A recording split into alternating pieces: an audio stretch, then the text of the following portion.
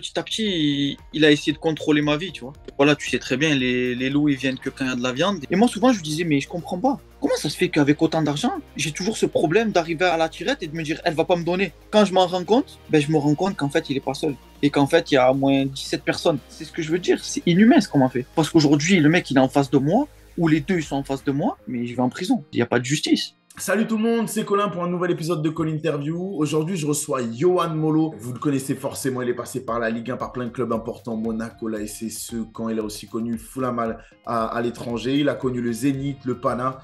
Donc voilà, une belle carrière bien riche, à qui il est arrivé des choses. Pas mal de rebondissements, pas mal d'émotions prévues aujourd'hui, donc accrochez-vous. Yohan Molo, Yohan, comment tu vas mon ami? Ça va, merci et toi. Ça va. Et tu me disais, t'es passé chez le coiffeur, t'es... On vieillit, 33 piges, faut rester dans le coup, hein. Sinon, les gens ils vont tous nous oublier, c'est pas bon ça. Bon, dis-moi, les gens étaient un petit peu perdus de vue, mais comment ça va? Le foot, ça va? Tu joues toujours et tout Écoute, roule? ça va. Maintenant, je joue à hier en Ouais. National 2. Mhm. Comme je t'ai dit, ça va. C'est un projet, on va dire, cohérent. Et on va dire qui m'a permis d'allier un peu le football et la famille. Parce que voilà, comme tu sais, dernièrement, enfin, ma vie, elle n'a pas été toute rose. Donc bon, Ouais. fallait faire des choix. Et j'ai fait le meilleur choix pour moi et surtout pour ma famille. Parce que c'est eux qui passent avant tout. Et voilà, moi, aujourd'hui, on va dire que l'aspect professionnel, j'ambitionne avec le club sur un projet, mais à court terme, voilà, c'était trouver une stabilité mentale surtout et essayer de m'amuser. Donc, l'amour du foot, il est toujours intact chez toi. Ben, en fait, j'ai fait ça toute ma vie, donc c'est compliqué de dire à quelqu'un que tu fais ça toute ta vie, de changer. Moi, j'ai toujours eu ce quotidien où je me lève, je vais à la salle de sport, ce professionnalisme. Ouais, Et on va dire ça fait partie de moi. C'est comme un fumeur, moi je suis un joueur de foot et enfin, ça me fait kiffer quoi. ouais, je comprends. Je vais énumérer des clubs parce que nous, on t'a connu notamment Monaco, à Caen, à la SSE, beaucoup, Nancy, mais tu as connu Fulham, tu as connu le Pana, tu as connu le Zénith. Le pic de ta carrière, quand tu regardes un petit peu par-dessus l'épaule, c'est quelle période? Bah, je pense Saint-Étienne parce que tu gagnes un titre.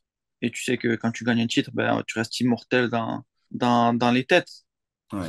Bon, on arrive dans la partie un peu plus compliquée de ta carrière. On l'a dit, tu as connu le pic, tu as connu l'étranger, tu as connu le très haut niveau en France. Est-ce que en deux, trois phrases, même si c'est un peu compliqué à faire, mais tu peux résumer un petit peu grossièrement la situation, on va rentrer dans le détail après, mais la situation que tu as connue, ce qui t'est arrivé et comment tu, petit à petit, es arrivé à découvrir ce qui s'est passé.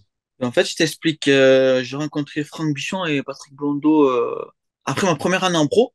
Ouais, Parce que voilà, tu sais très bien, les loups, ils viennent que quand il y a de la viande. Et vu qu'avant, j'étais personne et on va dire que j'avais fait une année où on va dire que j'avais choqué des têtes. On va dire que j'étais avec Jean-Christophe Cano, avec qui ça s'est pas très bien passé. Parce que voilà, enfin, comme tous, hein, c'est des copier-coller. Hein. Ça s'est pas bien passé. Et après, voilà, fallait faire des choix. J'avais un ami qui m'a présenté Patrick Blondeau. ouais. Et à partir de là, on va dire que j'ai essayé de travailler avec quand j'avais 20 ans, je crois. 20 ans, ouais. Et je suis parti à Caen et à partir de là, j'ai travaillé avec eux. Et en fait, je t'explique, très tôt, on va dire, tu vois, je suis quelqu'un qui marche à la confiance. Très tôt, on va dire que nos liens se sont rapprochés et j'ai commencé petit à petit à faire confiance. Parce que voilà, tu sais très bien quand tu vois des bons Français, bons chic, bons genre, avec des Paul Ralph Lauren qui ont toujours réponse à tout. Et honnêtement, je peux pas dire qu'au niveau de mon éducation, sur le plan de l'argent, sur le plan des placements, tout ça, je sois une référence. En fait, petit à petit, il a essayé de contrôler ma vie, tu vois. Petit à petit, il a voulu rediriger mon argent. Petit à petit, on va dire, il a un peu coupé la relation avec mon père dans le sens des négociations. Il a privatisé, en fait, il m'a privatisé. Par quoi ça s'est matérialisé? Quand est-ce que toi, tu t'es rendu compte et au bout de combien de temps tu t'es rendu compte qu'il y avait quelque chose qui allait pas? Ben, en fait, je t'explique, vu que je suis quelqu'un, on va dire, d'assez humble et que j'ai eu un rythme de vie toute ma vie qui, tu vois, ça a été focus sur le sport. C'était, je me levais, salle de sport, match, salle de sport, match, salle de sport, match. Il n'y a jamais eu des gros, gros bolides. Il n'y a jamais eu des grosses, grosses dépenses, tu vois. Donc, en gros, je vivais avec, en payant mon loyer, tu vois, j'aimais bien m'acheter des habits, je vivais avec quoi? 4 5 000 euros, tu vois. Ouais, ouais, Comparé à mes salaires, c'était des broutilles, tu vois. ouais. Mais ça me suffisait parce que j'avais pas besoin de plus. Et on va dire petit à petit, mes contrats, ils augmentaient. Donc, comme je voyais mes contrats augmenter, mes dépenses, elles augmentaient. Dans le sens où je me suis dit, ah là, mes salaires, ils augmentent, donc je peux me permettre de. Sauf que lui, à chaque fois, ce qu'il me disait, c'était Johan, faut que tu économises pour la fin de ta carrière. Comme ça, à la fin de ta carrière, t'auras des biens, tu auras ceci, tu auras cela. Et ça sert à rien d'acheter des grosses voitures, ça sert à rien de faire ceci, ça sert à rien de faire cela. Et en fait, au fur et à mesure que mes dépenses ont augmenté, j'ai commencé à prendre ma famille avec moi, à faire des vacances, on va dire, à des gros chiffres, à me faire plaisir, tu vois. Et on va dire, à un moment donné, ça répondait pas comme je voulais que ça réponde sur le plan bancaire. J'avais souvent des problèmes, je pouvais pas retirer d'argent, je pouvais pas faire ceci, je pouvais pas faire cela. Et moi, souvent, je disais, mais je comprends pas. Comment ça se fait qu'avec autant d'argent, j'ai toujours ce problème d'arriver à la tirette et de me dire, elle va pas me donner. Non, mais tu comprends, c'est indifféré par rapport aux banques. Je dis, comment indifféré? Je dis, quand tu touches des salaires à chiffres, tu me parles de différé? Tu me dis que j'arrive pas à retirer 200 euros sur une carte, c'est indifféré. Ça, c'est la partie haute de l'iceberg. La Ouais, partie basse, c'est qu'en fait, quand je m'en rends compte, quand je m'en rends compte, ben, je me rends compte qu'en fait, il est pas seul. Et qu'en fait, il y a au moins 17 personnes, dont mon expert comptable, dont des banques, dont des notaires, dont des membres d'assurance vie. Et j'ai été happé par une bande organisée. Et c'est ça le plus dur. Parce que le plus dur, c'est pas de te dire j'ai été happé par une personne. Parce qu'encore, je peux te dire, parce que les gens, le premier reproche qu'ils me disent, ils me disent, mais comment t'as fait? Comment t'as fait pour pas voir? Comment t'as fait pour pas t'en rendre compte? Ben moi, je vais juste vous demander juste une chose. Quand tu as confiance en quelqu'un, qu'on t'amène dans une assurance vie, qu'on te présente une personne, que la personne te présente des documents officiels dans un bureau officiel, qu'est-ce que tu penses? Quand ton expert comptable t'appelle, te dit des choses, comment tu fais? Quand ces gens-là convoquent mes parents, parce que je vais dire, mes parents sont vieux, donc ils comprennent pas trop. Ces mecs-là, ils font des réunions, ils appellent mes parents, mais ils parlent pas de mon argent. Juste pour leur dire, regardez, vous étiez dans des bâtiments, on a fait une pseudo-réunion à propos de votre fils, mais on n'a pas parlé oseille, on n'a pas vu d'oseille. Regardez, l'argent, il est là. Mais ils ne le montrent pas. Mais ils disent, regardez, l'argent, il est là. Et c'est ça le plus dur parce que, comme je te dis, en fait, ma vie, ça a été un film. Parce qu'à chaque fois que j'étais sur le point de découvrir la vérité, ben, il y avait des rendez-vous. Des rendez-vous où, comme je te dis, j'ai des preuves, où je pars dans des banques et je leur dis, à ce qui paraît, j'ai un compte chez vous. Mais vous êtes qui? Je dis, ben, je suis Monsieur Molo. Ah, Monsieur Molo, vous allez bien? Ok. Je dis, maintenant, je voudrais voir deux choses. Le numéro de dossier, le numéro de téléphone, le mail et tout ce qui va avec. C'était pas à moi. C'était pas mon numéro de téléphone, c'était pas mon mail. Il avait fait des attestations d'hébergement comme quoi moi je résidais chez lui. Donc en gros, il avait mes chéquiers, les mots de passe. Et en plus de ça, il faisait des prêts à la consommation. Et comme par hasard, c'est toujours avec la même personne dans la banque. Sauf que j'étais dans trois, quatre banques. Et en fait, moi, pourquoi je te dis que j'ai jamais vu ça? Parce qu'en fait, lui, il m'a fait croire à une assurance vie. Donc en gros, moi, je suis parti dans une assurance vie à Paris hmm, avec une personne. Et en fait, lui, il m'a fait croire que tous mes salaires partaient dans l'assurance vie. Et tous les 31 décembre, je recevais des relevés. Sauf que pendant ce temps où moi, je pensais que mon argent, il était dans une assurance vie, en fait, il était en train de me disséquer. Mais en plus de me disséquer, le pire, c'est pas ça. Le pire, c'est qu'il a pris ses commissions d'agent, il a pris mes salaires, il a fait des prêts à la consommation, il a acheté des biens, mais sans moi, il a fait moitié-moitié avec les notaires, il a revendu les biens dans la foulée et il a pris de l'argent avec l'acheteur. C'est ce que je veux dire. C'est inhumain ce qu'on m'a fait. Mais le pire, c'est pas ça. C'est que si tu me fais ça, on va dire par nécessité, que ta mère elle crève de faim, que t'es dans la difficulté. Moi, ce qui me fait mal, c'est qu'on m'a fait ça pour du matériel. On m'a fait ça comme je te dis, pour des voitures, pour des voyages, pour flatter un ego. Et c'est ça que moi, j'ai du mal. Comment te dire, je suis quelqu'un de très fort mentalement, tu vois. ouais. Et il y a des périodes où j'ai mal. Et c'est ma personnalité, mais ça, je le montrerai jamais parce que je suis trop fier pour ça. Mais comme je te dis, tu vois, ces gens-là, ils ont détruit une famille sans arrière-pensée, en fait. Et le jour où je m'en rends compte et le jour où je parle à la même personne, eh ben, j'ai l'impression que je parle à quelqu'un de différent. On me parle avec une froideur et on me dit, et j'ai un audio. J'ai un audio, comme je te dis, où il avoue tout. Et ensuite, quand je suis auditionné par la police en sa présence, je suis en face de lui pendant 2 heures, je le regarde dans les yeux, vide. Il me regarde pas dans les yeux. J'avais envie de le prendre à la gorge, de le mettre en sang. Parce que ce mec-là, on va dire quelque part, il a fait du mal à mon père, il a fait du mal à ma mère, il a fait du mal aux gens que j'aime. Parce que comme je te dis, pourquoi tu crois que j'ai été professionnel? Pourquoi tu crois que je me suis battu toute ma vie? C'est pas pour moi. Moi, je suis quelqu'un de très simple. J'ai pas besoin de tout ça. Moi, la seule chose que je voulais, C'était sortir mon père du HLM. C'était, comme je te dis, tu vois, créer ces moments de bonheur que je créais avec ma famille quand je partais en vacances. Ça n'a jamais été dans mon intérêt. Parce que les gens qui me connaissent, ils savent que j'ai jamais changé. C'est après que je me dis, tu vois, sur le coup, je me suis pas fait justice moi-même. Parce que comme je te le dis, je mens pas. Je suis pas, j'ai pas besoin de mentir. Je suis au Panathinaikos le jour d'anniversaire de ma mère. Dis-toi, j'ai pas de club, j'ai pas d'argent. Je fais quoi, moi? Mais je vais en prison. Moi, je te le dis, je vais en prison. Parce qu'aujourd'hui, le mec, il est en face de moi, ou les deux, ils sont en face de moi. Il y a pas de justice. Il n'y a pas de justice. Parce que pendant 12 ans de ma vie, on m'a détruit. Et aujourd'hui, moi, interdit bancaire, je dois de l'argent un peu partout, j'ai des dettes. Et en fait, on m'a laissé comme ça. Et j'étais seul. Donc, pour me relever, comme je te dis, il y a des amis, parce que j'appelle ça des amis qui m'ont aidé dans le milieu du football. Je peux te le dire, tu vois. J'ai trois, quatre personnes que toute ma vie, je leur serai redevable. Tu vois, je peux te dire Julien Janvier, qui joue à la Auxerre, il m'a aidé. Joshua Guelavogui m'a aidé. Un ami à moi, Boucher, qui m'a aidé. J'ai cru que des gens proches de moi allaient m'aider, tu vois. Parce que c'est des gens proches. Mais au contraire, ils m'ont abandonné. Et des gens, on va dire, que j'ai connus sur mon passage, ils m'ont montré de l'empathie. Mais comme je te dis, moi, j'ai jamais demandé quelque chose, la pitié, c'est pas pour moi, tu vois. Regarde, avec même ce qui m'arrive aujourd'hui, tu me verras dans la rue, je vais sourire, je vais blaguer, parce que je suis pas comme ça.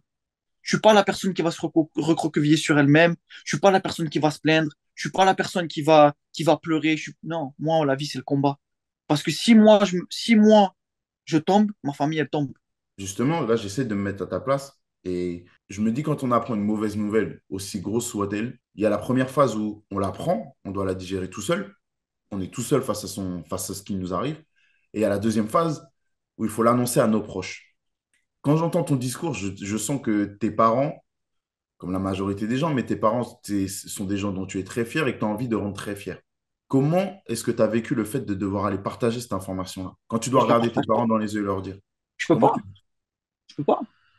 Je peux pas regarder mon père parce qu'en fait, ce mec-là, il a trahi mes parents. Il les a manipulés. C'est ça que moi, je veux dire. C'est que ce mec-là, il est rentré dans la tête des gens. C'est ce que je veux te dire. Je veux pas mal parler. Tu vois, je veux pas mal parler. Mais c'est deux personnes. C'est des pères de famille. C'est ça que moi je veux te dire, c'est des pères de famille. Même si à un moment donné, ils ont eu des problèmes dans leur vie, que je m'en fous, mais c'est des pères de famille. Donc tu sais quand tu fais mal à quelqu'un, tu sais comment ça se passe. Si un temps soit peu, tu fais attention à tes enfants. Mais tu sais quoi? Je pense que ces gens-là, ils aiment pas leurs enfants. C'est des petites merdes. Et comme je te dis, en tant que petite merde, tu penses aux petites choses. Quand tu entends parler à part te parler de femmes, de voitures, et de Saint-Tropez et de Monaco et des pecs et des abdos qu'il a, c'est une personne inutile. Tu vas le regarder, il va te dire qu'il a marché avec des mafieux. Non, non, non, il n'a pas marché avec des mafieux. C'était un pigeon. C'était un pigeon. C'est pas un mafieux. Il a jamais tiré sur quelqu'un. Il a jamais rien fait. C'est qu'à un moment donné, on l'a associé à une personne qui était quelqu'un. Mais lui, c'est personne. Et l'autre personne, c'était son pigeon, en fait. C'était son larbin.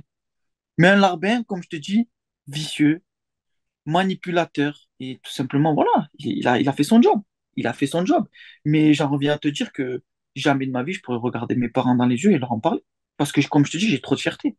Je vais faire quoi? Je vais faire du mal à mon père en lui parlant de ça. À chaque fois que je suis devant mon père, j'évite un maximum de lui parler de ça. Mon père, il a 83 ans. Je vais faire quoi? Je vais lui faire perdre des années. À chaque fois que mon père, il me regarde, la seule chose que je lui dis, c'est ma faute. H24, je lui dis, c'est ma faute. Pas ta faute, c'est la mienne.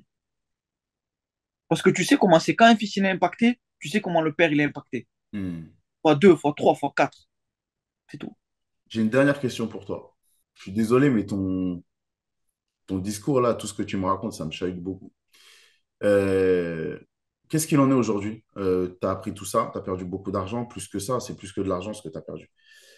Mais qu'est-ce qu'il en est aujourd'hui? Est-ce qu'il y a une décision de justice? Est-ce qu'il y a un procès? Aujourd'hui, comme je te dis, vu que j'ai confiance en personne, j'espère avoir confiance en la justice.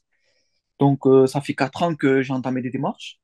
Ouais. Il y a eu comment dire, il y a eu plein d'auditions, tout ça. Et le 22 mai, on va dire maintenant, on est au stade des audiences. Lui, il avoue, il dit qu'il a détourné 2 millions d'euros. Il dit. Mais c'est pas la vérité, mais il dit. Parce que à un moment donné, son nom, il est affiché partout, son écriture, elle est partout, et à un moment donné, il est obligé d'avouer quelque chose. Ouais. Donc lui il dit ça. Sauf que, comme je te dis, il était de mèche, avec le directeur sportif du Zénith. Il était de mèche avec le directeur sportif de Fulham. Parce qu'en gros, ils m'ont fait signer des contrats de droit d'image. Donc, en D'accord. gros, il y a de l'argent qui a transité à l'étranger. Donc, dans l'audio, il dit que ça existe, mais devant la police, il dit que ça n'existe pas. Mais ces documents, je les signe dans le bureau avec eux. Donc, à un moment donné, lui, il a un accord avec eux. Et aujourd'hui, comme je te dis, là, le protocole, c'est le 22 mai, j'ai une audience et Ouais, ça va suivre son cours, tu vois. Ça va suivre son cours, mais ça prend du on temps. va, on va voir, ça va prendre du temps, on va voir où ça va me mener, mais j'ai Ok. pas les mots, tu vois. J'ai pas les mots parce qu'il y a des jours où je suis seul, il y a des jours où je me mets à réfléchir, et il y a des jours où je me dis comment c'est possible de faire ça à un être humain. Pourtant, je te trouve hyper accessible. Et c'est à ma surprise parce que je sais que tu as toujours été, en tout cas, c'est toujours ce que tu as dégagé, tu as toujours été transparent, tu as toujours été authentique avec les gens de manière générale. Mais là, je te trouve hyper accessible par rapport à quelque chose de très intime, très personnel et et très douloureux. Pourquoi est-ce Parce que que tu comme je te décides de dis, parler à ce point? non, j'ai pas honte. J'ai pas honte parce que j'ai pas fait d'erreur. J'ai été moi, de la première à la dernière seconde. Hmm, C'est hmm. pas une question de naïveté, c'est pas une question de gentillesse. Moi, je te le dis, je te le redis, j'ai été manipulé par 17 personnes. Faut se le mettre dans la tête. C'est pas une question, j'ai été seul. Tu peux même pas t'imaginer le degré d'anxiété que j'ai développé dans mon corps maintenant, quand une personne me parle. Et le pire, c'est que ces gens-là, je sais même pas comment ils font pour vivre, en fait. Chaque matin, quand ils se réveillent, ils se regardent dans la glace et ils vivent. Et moi, c'est ça que je comprends pas. Parce que je sais que pour ces gens-là, moi, je sais que je me suis fait une raison dans le sens où je sais que ces gens-là, en fait, ça leur fait rien. Et j'aimerais que ça leur fasse du mal, qu'ils se posent des questions. Mais en fait, non, je le sais. Parce que comme je te dis, comme c'est des gens inutiles, ils pensent pas à ça. Johan, merci. Merci beaucoup. Je sais pas quoi te dire. Ton témoignage, il m'a pas mal secoué. Je pense que tous les suiveurs de Call Interview aussi ont été un peu secoués par tout ce que tu nous as raconté. Bravo pour ton courage. On te souhaite plein de bonnes choses pour la suite en 2023. Profite des fêtes de fin d'année. On espère que la nouvelle année elle va être positive pour toi parce que tu le mérites, mon ami. Ouais, merci. Prends soin de toi. Merci encore pour ton authenticité et à très vite, j'espère. Ciao.